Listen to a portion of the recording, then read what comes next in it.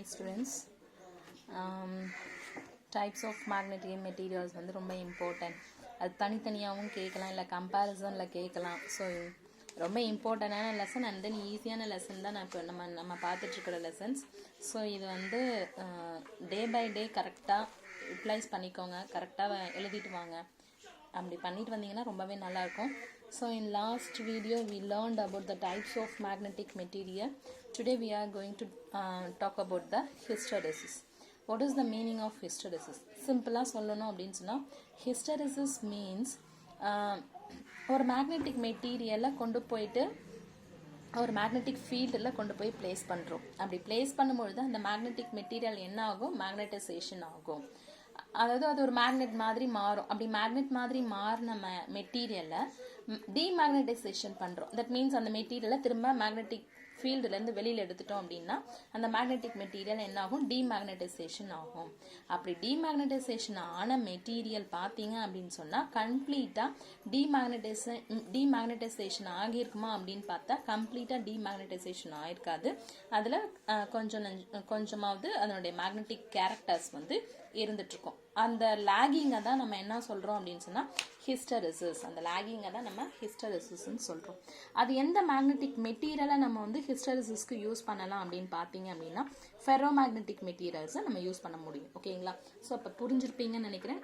ஒரு மேக்னெட்டிக் மெட்டீரியலில் அப்படி இல்லைன்னா when a ferromagnetic material is kept in magnetizing field, the material gets magnetized by induction.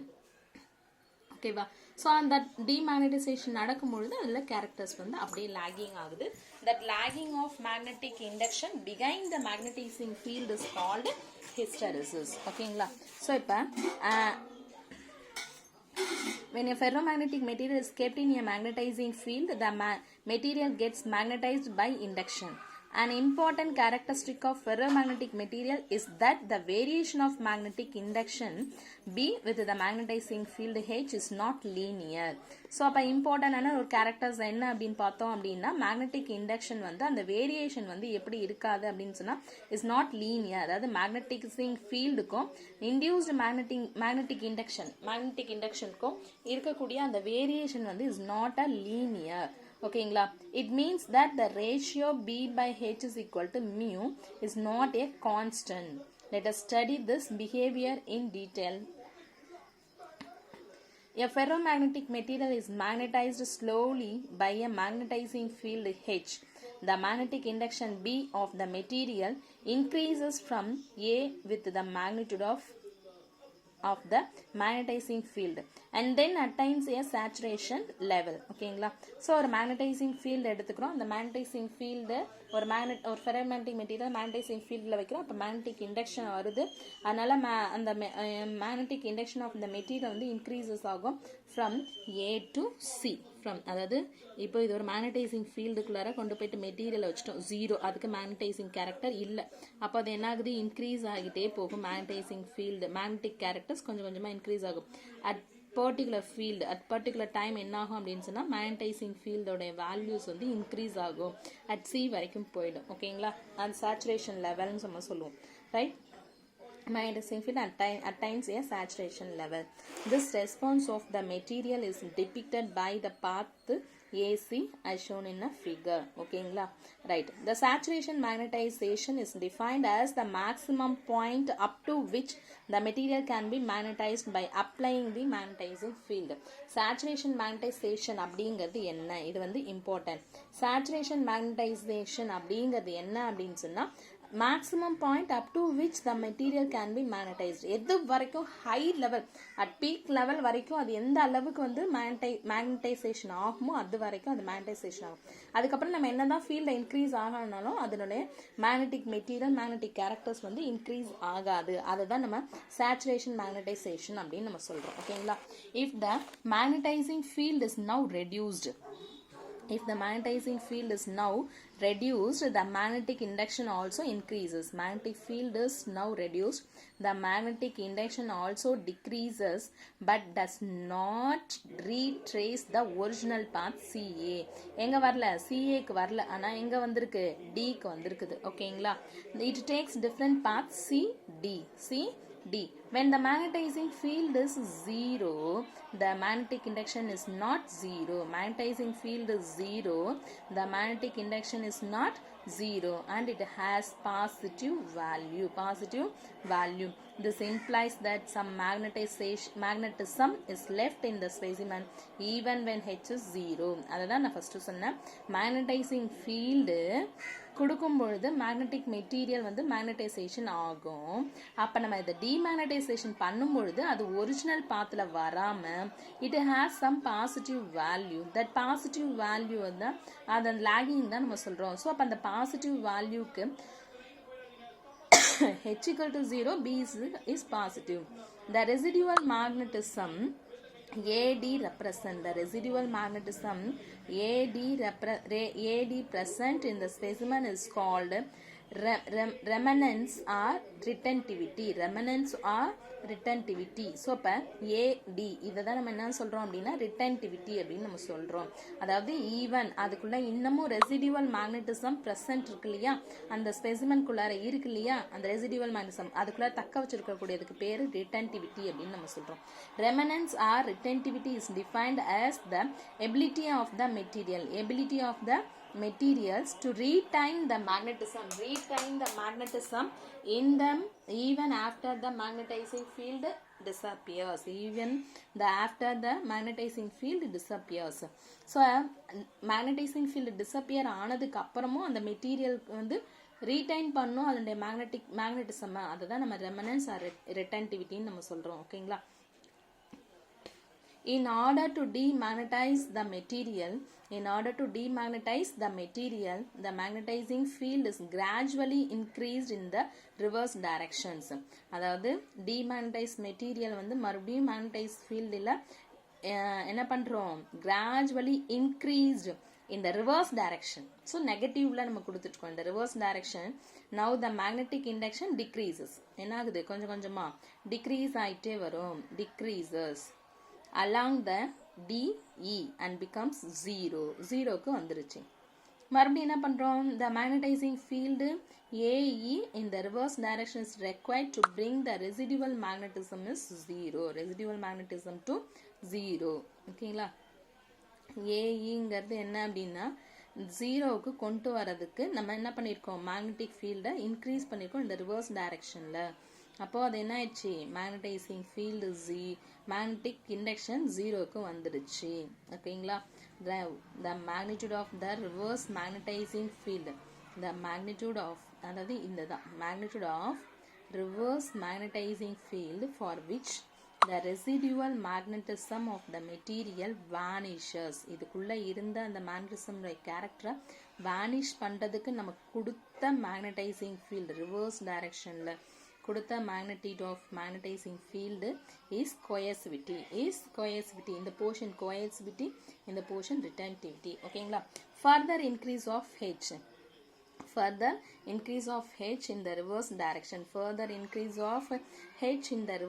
That means further increase of magnetic field in the reverse direction causes the magnetic induction to increases along the EF until it reaches the saturation. இப்போ இந்த நெகட்டிவ்ல இன்னமும் நம்ம magnetising ஃபீல்டை increase பண்ணோம் அப்படின்னா magnetic induction value increase ஆகுது in reverse direction.